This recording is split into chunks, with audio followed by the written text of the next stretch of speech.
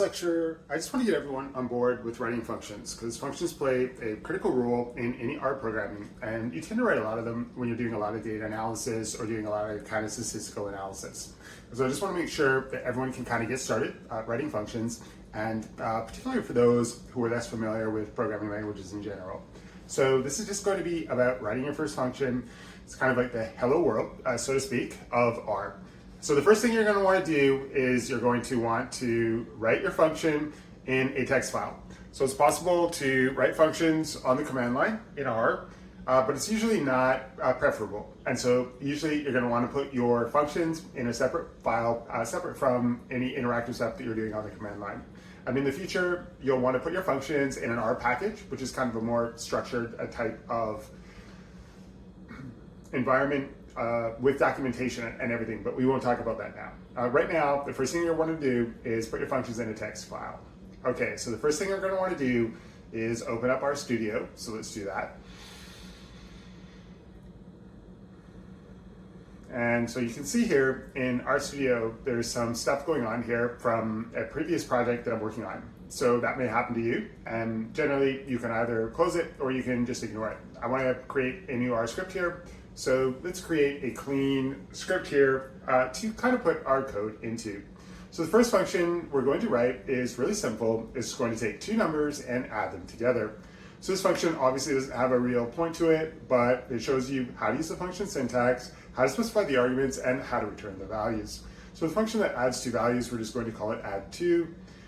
And so you use the function directive to start it off, and it's going to add two values, so it has to take two arguments. We're going to call those two arguments x and y, and we're going to take those two arguments and add them together with the plus operator. Now we close off the functions with the curly braces.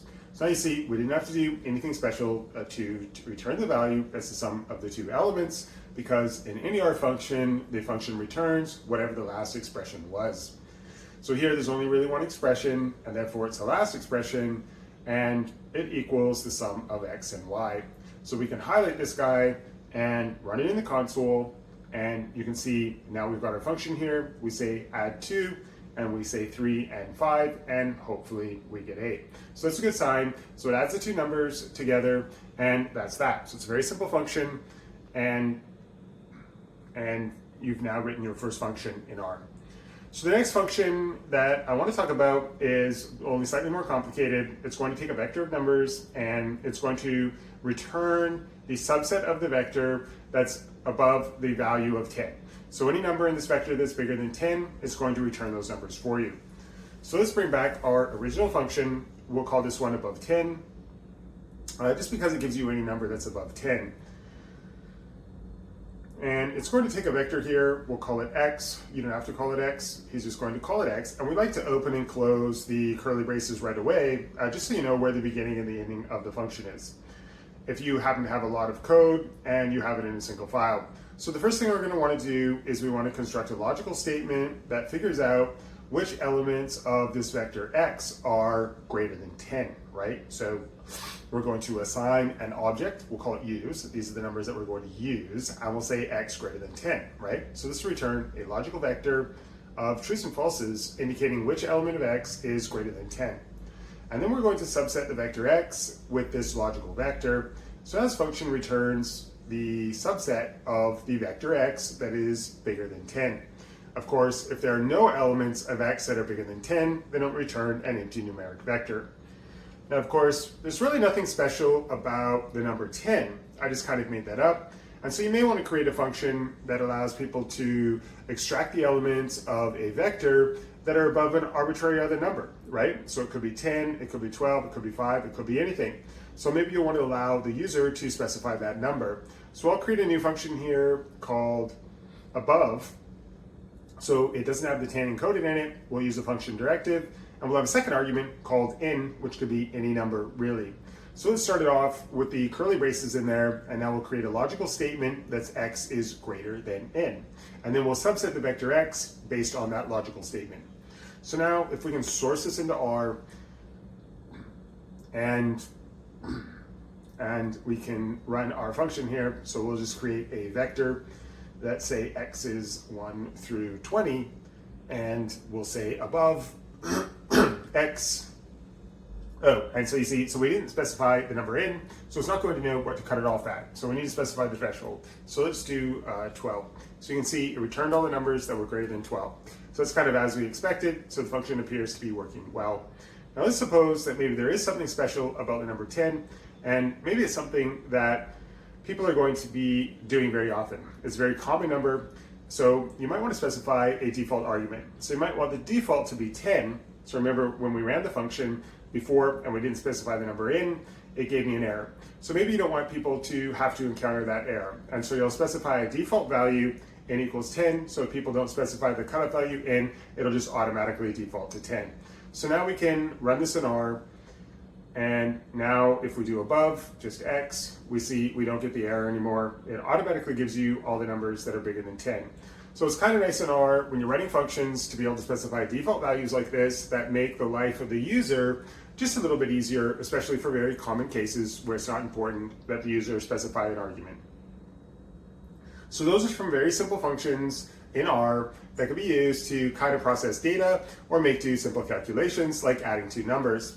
The next function I want to talk about is just going to take a matrix or a data frame and calculate the mean of each column. So this is slightly more complicated. You have to take your argument and then you have to loop through each column to calculate the mean of each one. So this is going to involve using a for loop, and we'll talk about it here. So let's call this function column mean, just because that's what it does.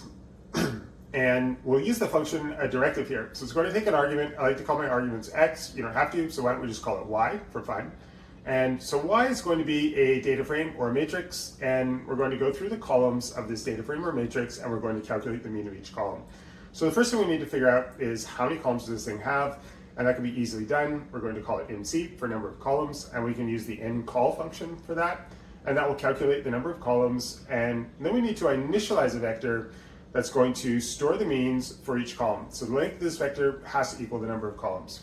So we'll just call it means, and it will be a numeric vector equal to the length to the number of columns. So this is just an empty vector. It's going to be initialized to be all zeros, but we're going to fill it as we go through the column. So now we want to for loop through the columns, and we'll say I is in, and then we'll say 1 through in C. So this creates a integer vector that starts at 1 and ends at the number of columns.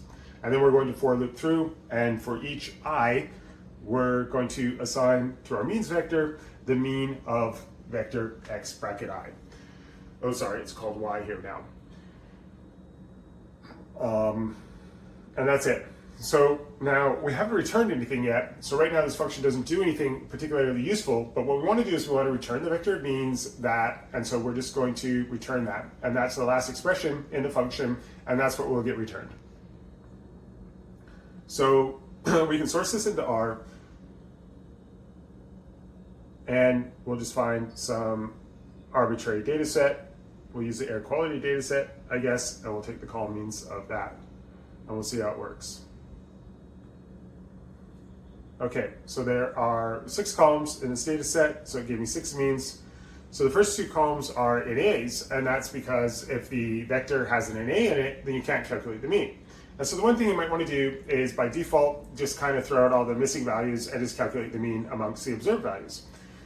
And so you'll notice that a lot of functions have a feature where you can choose whether you want to remove the NAs or not. So let me just add an argument here. It's called remove NA, and it will default to true, right?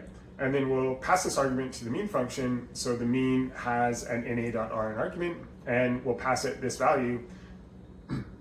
And so now we can default to removing the NAs when we calculate the column means.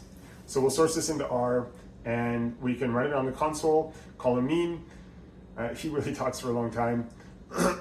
And so now the default is going to be, now we get our means for those columns because the default was to remove the NAs. And so we could say false here, and then the NAs will come back. So we can always choose to kind of go back to the old behavior if we wanted to. So the last thing you want to do, anytime you're running a function, the most important thing is to save your file. And so right now, this file is unsaved. If you don't save it and RStudio crashes or something happens, you'll lose all of your work. And so you want to go to save, save as menu, and we just save your file as functions or whatever you want to call it, and give it a .r extension. And now your code is saved to the file. So that should get you started just writing some simple functions in R. For your programming assignments, you'll have to write a few functions that kind of go through and look at data. But I just wanted to get you started writing your first function so that you know kind of how the function directive works, how the arguments work, and you can play around with a little bit with more complicated ideas as you work through the assignments.